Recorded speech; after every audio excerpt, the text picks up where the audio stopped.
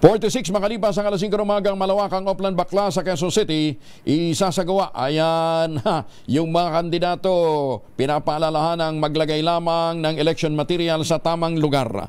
Huwag ho ninyong ilalagay sa mga puno, mga walang hiya kayo ha. Yung mga, turuan nyo yung inyong mga alipores. Huwag nyo naman papakuan yung puno. Siguro, ilagay nyo nga sarili nyo. Ha? Hindi ka na nga gumagalaw dyan. Pagkatapos papakuan ka pa, wala kang kalaban-laban. Diba? Ilagay niyo yung lugar niyo sa puno. May buhay po yung mga puno na yan. Diba? Huwag niyo namang aabusuhin yung mga puno yan. Ha? Detalye na balita mula kay Bal Gonzales. Arish Bal, good morning. Good morning, Kuya Angel. Dahil dyan, abay, arangkada na muli ang malawakang Oplan Baklas sa lungsod ng Quezon.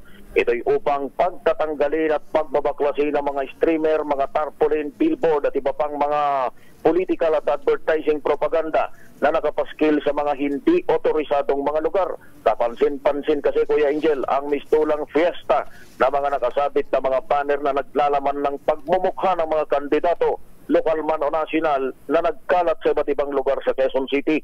Giniit ng LGU ang umiiral na city ordinance na nagbabawal sa pagsasabit ng anumang political propaganda, maging ng mga ads ng mga produkto sa ipinagbabawal na mga lugar, gaya ng poste ng Meralco, pampublikong kagamitan at pasilidad tulad ng street sign, traffic light, signal post, tulay, maging ng mga overpass at sa mga puno. Babala ng city government sa mga politiko at ganon din sa mga negosyante na ngayon pa lamang ay magkusa ng magtanggal ng mga election at advertising materials dahil kasado na ang malawakang Operation Baklas na isasagawa anumang araw at anumang oras.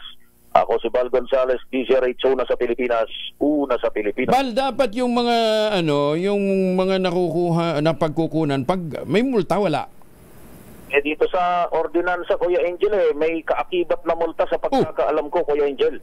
Bakit hindi pagmultahin? Bigay sa atin yung listahan. Kunin mo yung listahan ng mga natanggalan nila. Pagkatapos, isa-isahin nating broadcast. Diba? Dagdag na kita yan para sa lokal na pamahalaan, diba? Maganda yan na, Kuya Angel. Kukunin natin yan dun sa city government, particular na dun sa Department of Public Order and Safety, dahil ito yung naatasan, Kuya Angel, na magsagawa ng pagbabaklas kasama ang Quezon City Police District, maging ng bawat mga barangay, Kuya Angel. Alam mo, matutuwa ka, Kuya Angel. Meron nga dito sa isang barangay dito sa Quezon City. Hindi ko nalang babanggitin kung saan. Abay, may mga politiko bumabati ng pista daw. Abay, sa February pa naman yung piyesta. Ano pa lang ngayon? Ikaw naman. Siyempre naman, para hindi sila makalimutan na may piyesta. Doon sa pagbati, Kuya Angel, mas malaki pa yung mukha kaysa doon sa letra. Parang kilala ko na yan. Hindi, baka naman mamaya yung hindi lang nila kakampi ang tanggalin. Ha? Dapat lahat. Hindi, panglahatan. Panglahatan.